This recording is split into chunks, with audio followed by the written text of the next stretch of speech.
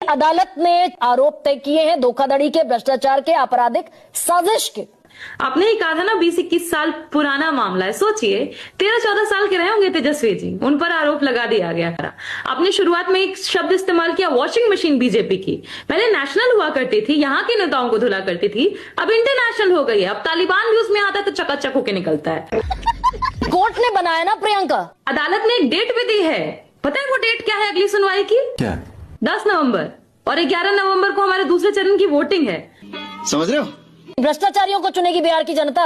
नित्यानंद राय कह रहे हैं, रविशंकर। सबके इंजीनियर के घर में 100-100 करोड़ पाया जाता है, नाले का पाइप जाम हो जाता है, मंगल पांडे के ऊपर एम्बुलेंस चोरी का आरोप, विजय सिन्हा पर बालू चोरी का आरोप, सम्राट चौधरी पर डिग्री चोरी का आरोप, गर्भाशय घोटाला तक देखा था हमने बिहार में। मर्दों का भी गर्भ निकाल दिया गया था और कितने कितने करोड़ों का घोटाला हुआ। सीबीआई और ईडी उधर नहीं जाती है ना, विपक्ष के पास ही आती है।